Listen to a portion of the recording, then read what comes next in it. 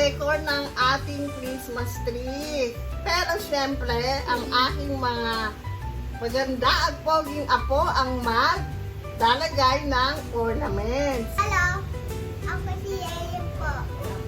Yeah, ikaw naman kuya.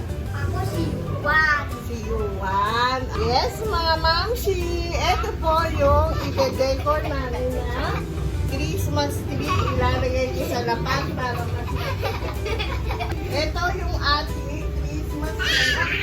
Start na po mag-ornaments ang mga bagets.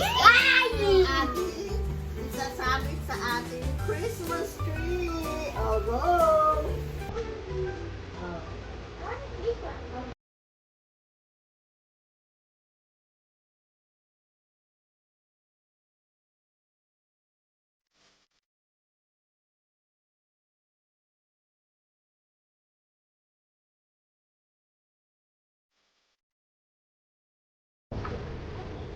Mas mai-enjoy ko ng mga bata na sila yung maglalagay. Kaya inantay ko talaga na sila yung maglagay nito.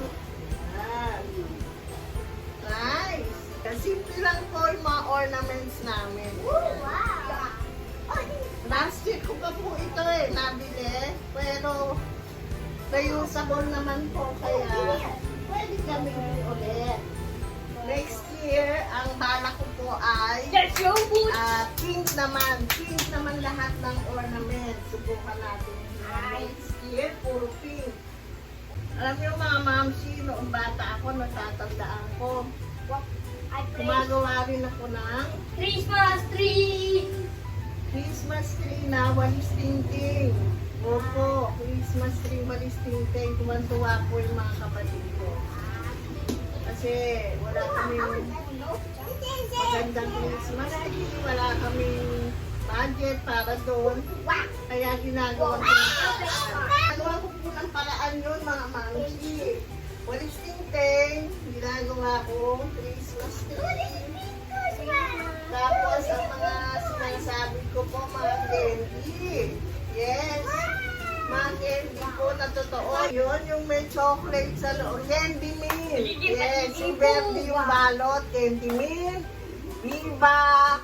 Yun ang mga inilalagay ko po sa Christmas tree.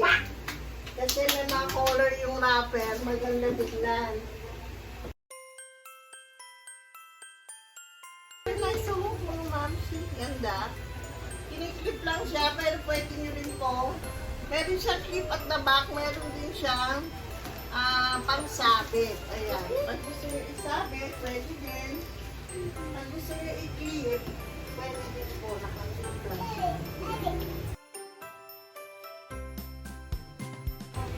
Perfect ba? Santa Claus, nakasabit na. Sinabit na po ni Daddy. Na tapos ng i-retouch o i-repaint. Yes, i-repaint na. Ang ganda. Umanda po talaga nung i-repaint. Mga mamsi. Hindi nyo sasabihin na ilang taon na siya. Binili ko siya po sa Dapitan Arcade. Binili ko po siya para dun sa aking salon. Kasi may salon po ako before. Doon ko po yun inilagay. Hindi po, kinakabit ko. Tapos nung madaunan, dito naman na po sa bahay. Gusto ng mga bata si Santa. Ito matagal ko na po itong ornaments. Ayan. Yung mga acrylic na design. Medyo mabigat siya kaya sa bandang ibaba na lang po ilalagay. Almost done, mga mamsi! Konti na lang, matutulo na po natin sila.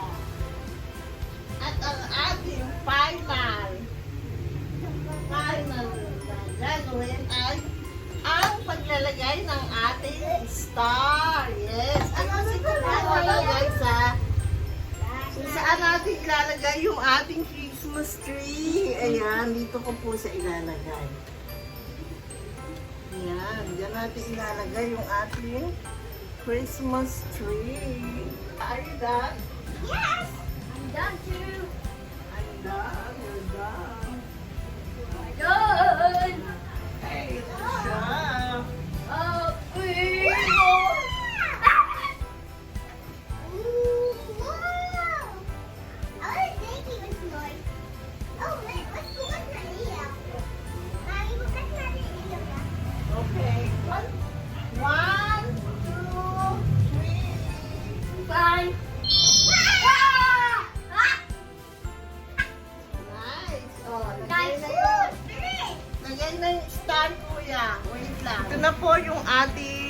Christmas tree. Almost done. Meron na rin po siyang ilaw. Ayan mga mamis. Ito na po ang ating mga Santa. Makasabit na po sila. Ayan po. Ito naman yung ating natapos na Christmas tree. Ayan po, nalagyan ko na din siya ng ilaw.